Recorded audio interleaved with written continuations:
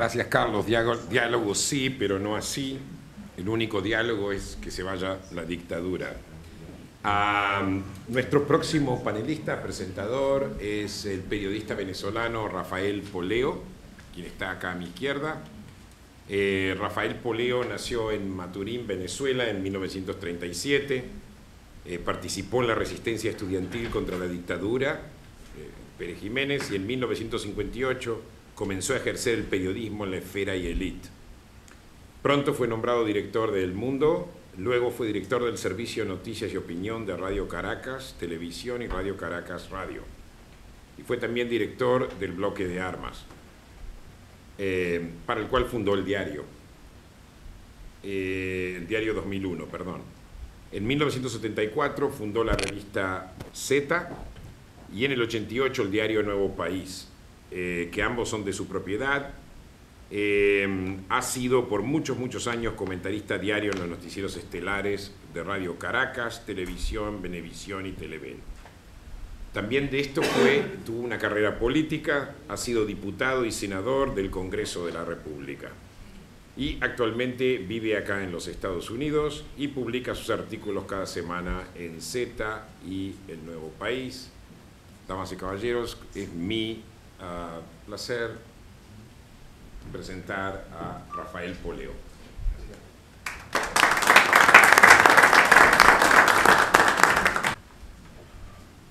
Buenos días. Los profesores que me han precedido nos dejaron muy claras las condiciones indispensables para que un diálogo sea tal y para que sea eficaz. Bueno, pero en Venezuela no hay diálogo. En Venezuela lo que hay son negociaciones.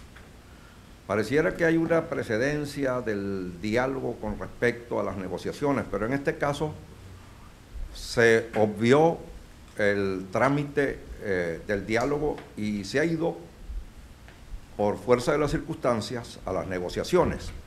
En Venezuela lo que se está es negociando. Así como más arriba y con efecto sobre lo que ocurre en Venezuela, se están negociando las capitulaciones de Cuba con la Unión Europea. Es un factor determinante que pienso que no se puede pasar por alto al analizar el caso venezolano. Con bastante claridad, la baronesa socialista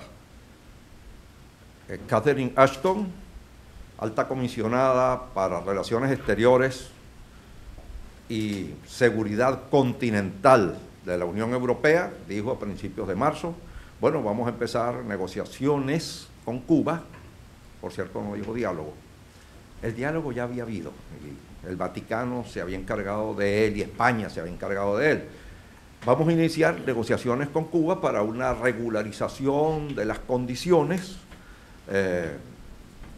de intercambio con Occidente, pero dando una importancia fundamental al restablecimiento, que fue un término ofensivo, restablecer, o no lo había, de los derechos humanos y las libertades individuales en Cuba. Al día siguiente, insisto, esto fue en la primera semana de marzo, hace un poco más de un mes, al día siguiente el ministro de Relaciones Exteriores de España ratificó que era así e insistió que los derechos humanos y las libertades individuales iban a ser lo primero a tratar. ¿Quién sabe si es una coartada? Lo que se está tratando es el restablecimiento de unas relaciones económicas en las cuales Europa ha venido trabajando mucho tiempo y a donde espera tener una buena participación. Poco después hubo la visita de Hollande del presidente de Francia a Washington y hay que pensar que le informó un poco sobre lo que estaba haciendo Francia, lo que estaba haciendo Europa en Cuba y con Cuba, porque es ingenuo pensar que los Estados Unidos han perdido interés en Venezuela. Desde mi punto de vista de político práctico, lo que veo es que Estados Unidos no quiere que se le vea la mano, pero en el subsuelo venezolano, en el subsuelo de la parte venezolana de Cubazuela, hay mucho que explotar y ningún país serio va a dejar de tener interés en eso. Por cierto, la baronesa Ashton, que habló con una gran dureza, dijo que no era que se iba a esperar a que las capitulaciones estuvieran listas y firmadas para comenzar a restablecer solo entonces los derechos humanos y las libertades individuales, sino que eso tenía que ir par y paso, eso tenía que irse haciendo a medida que se iba conversando. El ministro de Relaciones Exteriores de Cuba, cuando la gente dejó de ponerle atención a lo que había dicho Ashton y a lo que había dicho el canciller español, dijo que ciertamente había, sí, estaban abiertas las negociaciones, y no el diálogo, las negociaciones, y que los derechos humanos eran, por supuesto, un tema, pero un momentico, el decoro, la dignidad de la revolución debía ser preservada. Entonces vino la parte retórica que se deja pasar, porque yo supongo que en todo esto Cuba ha pedido que le dejen salvar cara, que no la humillen, pues, porque ellos ponen las condiciones. Eso sí, ellos seguirán participando como un partido, quizá el partido, la minoría mayor en la Cuba que va a venir, que va a ser producto de todo esto. Ahora, Cuba tiene muy poco que negociar, porque, hablando a grosso modo, lo que tiene Cuba es el turismo, que ya está bastante avanzado en manos de corporaciones europeas, y los cañamailares que están siendo entregados también. Bueno, Odebrecht brasileña tiene el mayor contrato que ha podido conseguir una empresa extranjera en Cuba para explotar enormes extensiones de campos de caña con destino al etanol. Aquí estamos entonces hablando de la realidad, de eso es de que se trata. Entonces, si Cuba tiene ya muy poco que entregar, ¿qué negocia Europa? Negocia Venezuela. Porque en Venezuela dicen que las mayores reservas energéticas del mundo, y por más que venga el fracking y por más que haya alternativas, y aunque no sean las mayores, si son las segundas o las terceras o las cuartas reservas de energía del mundo, es mucha energía. Y sigue estando la posibilidad de reactivar la industria del acero, porque allí está el hierro y ahí está la energía hidroeléctrica creada, por cierto, por la democracia, en Guri. Y está todo lo que tiene Venezuela debajo de la tierra, y que afortunadamente este régimen no ha sido capaz de explotar por su incapacidad técnica y porque echaron del trabajo a los señores que sabían sacar petróleo, para suerte de la República. De manera que ellos no están en capacidad de, si pudieran sacar petróleo como cualquier gobierno, cualquier administración eficiente lo haría, no se caería el gobierno de Venezuela, porque como yo he caricaturizado algunas veces, como la torpeza propia de una caricatura, en Venezuela no hay buenos ni malos gobiernos, sino buenos y malos ingresos petroleros. Si los ingresos petroleros se hubieran mantenido, el régimen no estaría negociando. El régimen está negociando sin pasar por el diálogo, porque se le acabó el dinero. Se le acabó el dinero, y eso significa el colapso del régimen cubano, también, junto con el desplome del régimen venezolano, porque el régimen venezolano es un régimen hecho sobre la base del dinero. Ha sido un masivo soborno a las clases necesitadas, a la gente que vive el día muy precariamente, y que fácilmente con 3, 4 meses de paro van a la miseria, y a la cúpula de las Fuerzas Armadas. Afortunadamente solo a la cúpula. Ese dinero no ha pervadido a los estratos inferiores del estamento militar. Entonces, lo que se está en Venezuela es negociando, no es negociando, es negociando, no se está dialogando. Los que están dialogando son los partidos políticos, entre ellos, que no han podido llegar a un acuerdo porque hay una explicable apetito por estar en Miraflores cuando la Unión Europea toque la puerta y pregunte quién está aquí porque voy a negociar con él. Ahora soy yo quien va a negociar qué vamos a hacer con lo que hay en Venezuela. Y por supuesto, la primera sacrificada será PDVSA. PDVSA es una presa y casi hace verso. PDVSA todo el mundo la codicia. Yo la comparo con la Rosalinda, con la Marisela, que aquí hay una Marisela, con la Marisela de Gallegos, codiciada por Mr. Danger, sin que sea Danger, es simplemente quieren a Marisela.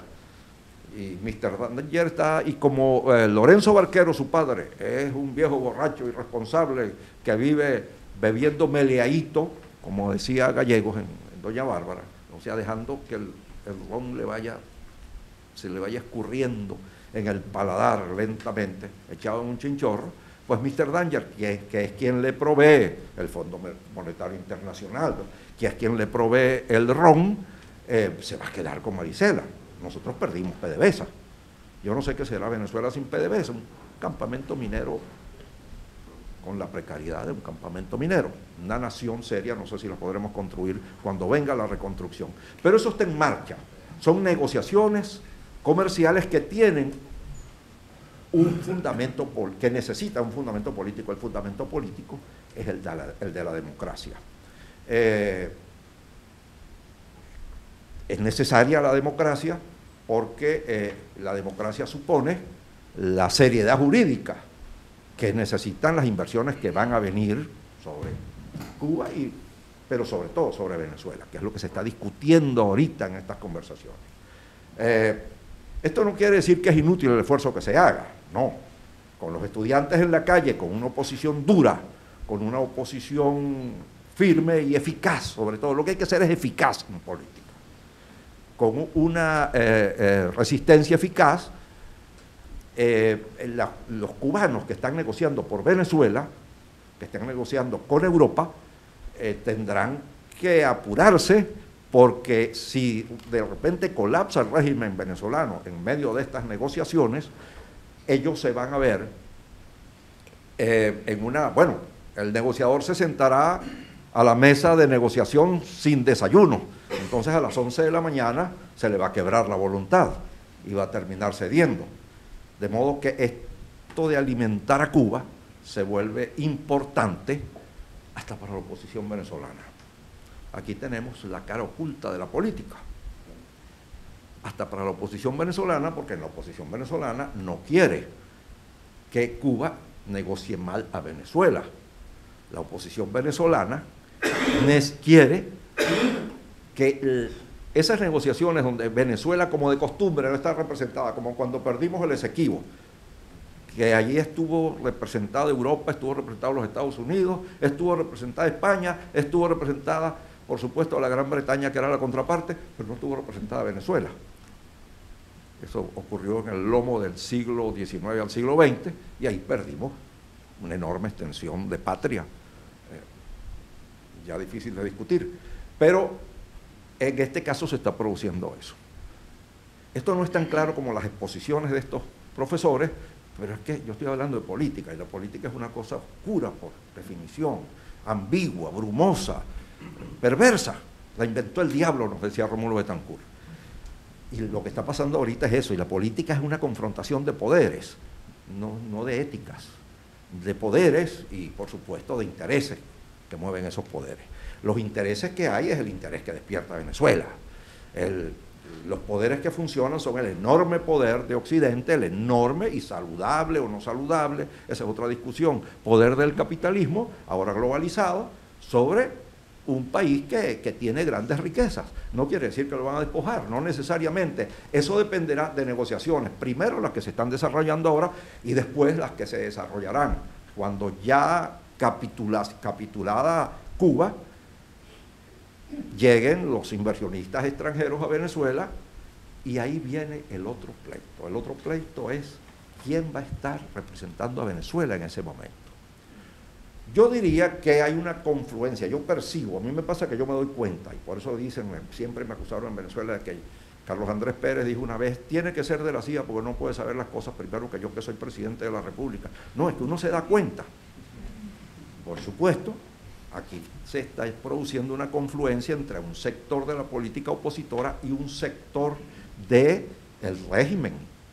El sector quizá que tenga más conciencia, que sea menos primario de ese movimiento, ese atraco fascista, que es lo que ha ocurrido en Venezuela. En Venezuela lo que hay es eso, simplemente, si hubiera diálogo, ciertamente, como dicen los profesores, es imposible, sería el diálogo entre el atracador y el atracado. Eso no tiene sentido. ¿Qué va a dialogar? ¿Si me vas a matar de 3 tiros o me vas a matar como a Rosita Alvire? Me vas a matar. Entonces, ahí viene el otro diálogo. Esas sí son negociaciones. Ahí sería bueno que negociaran el gobierno y la oposición para que haya una representación seria cuando en una Cubazuela ya capitulada se vengan a establecer ya los términos estrictos del contrato mercantil entre el capitalismo global y el Estado venezolano, porque toda la negociación es con el Estado, que es quien en Venezuela tiene por ahora a Marisela, porque lo primero que se va a discutir va a ser la energía, no va a ser el establecimiento de empresas más abajo en el río. Es PDVSA.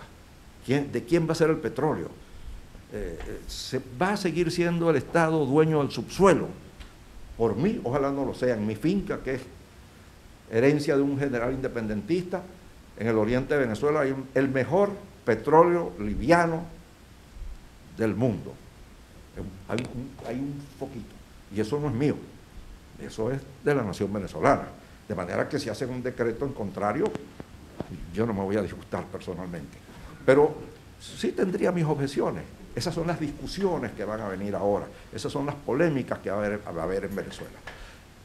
De manera que Rafael, lo que hay ahora son negociaciones, el diálogo tan importante, tan indispensable para la vida civilizada, que todos, de la cual todos queremos participar, viene después, va a venir, se está produciendo ahora quizá entre los niveles intelectualmente más avisados de la oposición y el gobierno venezolano, y se está produciendo intensamente dentro de la oposición, pareciera que con éxito, porque la veo menos enconada una con otra, y menos atorada. A quien me encuentro atorada es mi querida amiga María Corina Machado, que parece que está como en off de todos, está como al margen, autoexiliada, Rafael, medio minuto, excluida de este proceso que es la realidad, es lo que está pasando e indica lo que va a pasar. Mi terror en estas cosas académicas es excederme en el tiempo, de manera que creo que ya he dicho lo que iba a decir. Muchas gracias.